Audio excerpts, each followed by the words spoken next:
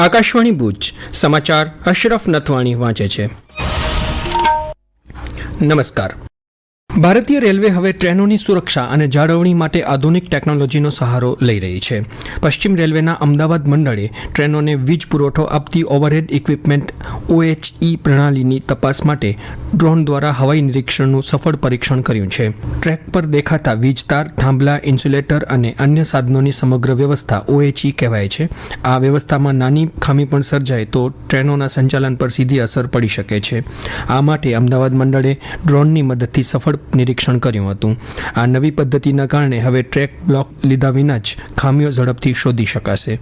કચ્છના સંદર્ભમાં જોઈએ તો સામખિયાળીથી ગાંધીધામ, આદિપુર, અંજાર, ભુજ અને આગળ નલિયા તરફ ચાલી રહેલા રેલવે નેટવર્કમાં ઇલેક્ટ્રિફિકેશનનું કામ પૂર્ણ થઈ ચૂક્યું છે. હાલમાં કચ્છમાં દોડતી મોટાભાગની લાંબા અંતરની ટ્રેનો ઇલેક્ટ્રિક એન્જિનથી સંચાલિત થાય છે. આવી સ્થિતિમાં ટ્રેનોને સતત અને સલામત વીજ પુરવઠો આપતી OHE વ્યવસ્થાની નિયમિત દેખરેખ અત્યંત મહત્વપૂર્ણ બની ગઈ છે. જિલ્લાના શિક્ષણ ક્ષેત્રે વધુ એક મહત્વપૂર્ણ સિદ્ધિ નોંધાઈ છે. મુખ્યમંત્રી ભૂપેન્દ્ર પટેલના હસ્તે જિલ્લા શિક્ષણ અધિકારી સંજય પરમારને નવી 37 શાળાઓના મંજૂરી હુકમો એનાયત કરાયા હતા. આ અંગે જિલ્લા શિક્ષણ અધિકારી સંજય પરમારે આકાશવાણી સમાચારને જણાવ્યું કે અગાઉ મંજૂર થયેલી 11 અને હવે નવી મંજૂર થયેલી 37 સહિત કુલ 48 નવી માધ્યમિક શાળાઓ કચ્છ જિલ્લાને ફાળવવામાં આવી છે. જેમાંથી 37 શાળાઓ ઇન્ટિગ્રેટેડ મોડેલ હેઠળ કાર્યરત થશે. ઇન્ટિગ્રેટેડ શાળાઓમાં વિદ્યાર્થીઓને ધોરણ 1 થી 12 સુધી એક જ કેમ્પસમાં સતત અભ્યાસ કરવાની સુવિધા ઉપલબ્ધ થશે. આ ઉપરાંત માંડવી ખાતે નવી ઉચ્ચતર માધ્યમિક વિજ્ઞાન પ્રવાહની શાળાને પણ મંજૂરી આપવામાં આવી છે, જે વિસ્તારના વિદ્યાર્થીઓ માટે મહત્વપૂર્ણ સાબિત થશે. તાલુકાવાર નવી શાળાઓની ફાળવણી જોઈએ તો રાપરમાં 9, અબડાસા અને નખત્રાણામાં 8, ભુજમાં 7, ભચાઉમાં 6, લખપત અને અંજારમાં 3 તેમજ માંડવી, મુન્દ્રા અને ગાંધીધામમાં 1 માધ્યમિક શાળાને મંજૂરી અપાઈ છે. રાષ્ટ્રીય પરીક્ષા એજન્સી દ્વારા આગામી 21 જૂને યોજાનાર નીટ UG પરીક્ષા દરમિયાન પરીક્ષા કેન્દ્રના સ્થળ તેમજ તેની આજુબાજુના વિસ્તારમાં સલામતીની વ્યવસ્થા ગોઠવવા પ્રતિબંધાત્મક હુકમો જારી કરાયા છે. જિલ્લામાં આ પરીક્ષા અસામાજિક તત્વોના ત્રાસ અને ભય વિના યોજાય તેમજ પરીક્ષા દરમિયાન જાહેર વ્યવસ્થા જળવાઈ રહે અને કોઈ અનિચ્છનીય બનાવ બનવા ન પામે તે હેતુથી તથા પરીક્ષા દરમિયાન ચોરીઓના દૂષણના કારણે તેજસ્વી પરીક્ષાર્થીઓના ભાવિ પર અસર ન પડે તે માટે પ્રતિબંધિત પગલાં જાહેર કરાયા છે.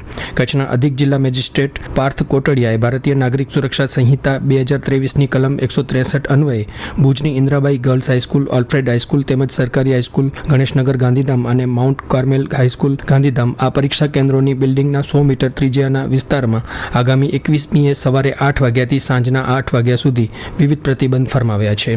જેમાં પરીક્ષા કેન્દ્રોની આસપાસ 100 મીટરની ત્રિજ્યાના વિસ્તારમાં કોઈપણ માર્ગ ઉપર, ચોકમાં કે ગલીમાં 4 કરતાં વધારે લોકોએ એકઠા ન થવા, સરઘસો ન કાઢવા તેમજ મોટા અવાજે લાઉડ સ્પીકર ન વગાડવા જણાવાયું છે.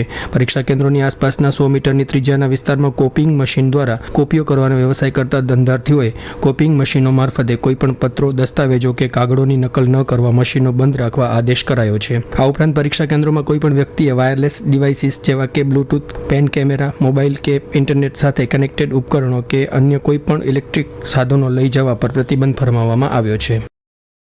જિલ્લામાં આવેલ પવિત્ર ગેબન શાહ પીર દરગાહ ખાતે માનતા પૂર્ણ કરવા રાજસ્થાનના નાગોર જિલ્લાથી પરિવાર સાથે આવેલા લ્યુકેમિયા એટલે કે રક્ત કેન્સરથી પીડિત 8 વર્ષીય બાળકની રેલવે પ્રવાસ દરમિયાન અચાનક તબિયત બગડતા ગંભીર પરિસ્થિતિ સર્જાઈ હતી. આ અંગે વહીવટીતંત્રને જાણ કરવામાં આવતા તાત્કાલિક જિલ્લા આરોગ્ય તંત્ર, ખાનગી તબીબો અને સામાજિક સંસ્થાઓએ સંકલિત પ્રયાસો કરીને બાળકનો જીવ બચાવી માનવતાનું ઉત્તમ ઉદાહરણ પૂરું પાડ્યું હતું.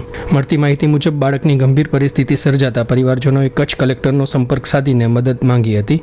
કલેક્ટર અનિલ રાણાવસિયાએ ત્વરાએ જિલ્લા આરોગ્ય તંત્રને બાળકને જરૂરી તમામ સારવાર આપવા સૂચના આપી હતી. ટ્રેન સવારે જેવી ગાંધીધામ પહોંચતા જ આરોગ્ય તંત્ર દ્વારા રેલવે સ્ટેશન પર જ બાળકને તપાસીને સારવાર શરૂ કરી દેવામાં આવી હતી. કચ્છમાં રંગભૂમિ અને કલા જગત સાથે વર્ષોથી સંકળાયેલા રહેલા રાજેન્દ્ર દવેનું આજે ભુજ ખાતે અવસાન થયું છે. તેમની વય 80 વર્ષની હતી. તેઓ સાનિધ્ય સંસ્થાના પ્રમુખ હતા. જિલ્લામાં ભૂકંપના આંચકાઓનો સિલસિલો સતત યથાવત રહ્યો છે. ગઈ રાત્રે 12:39 ભચાઉ અને આસપાસના વિસ્તારમાં આંચકો અનુભવાયો હતો. ઇન્સ્ટિટ્યૂટ ઓફ સિસ્મોલોજીકલ રિસર્ચના રિપોર્ટ અનુસાર આ કંપનની તીવ્રતા રિક્ટર સ્કેલ પર 3.2 માપવામાં આવી છે. આ સાથે સમાચાર બુલેટિન પૂરું થયું. નમસ્કાર.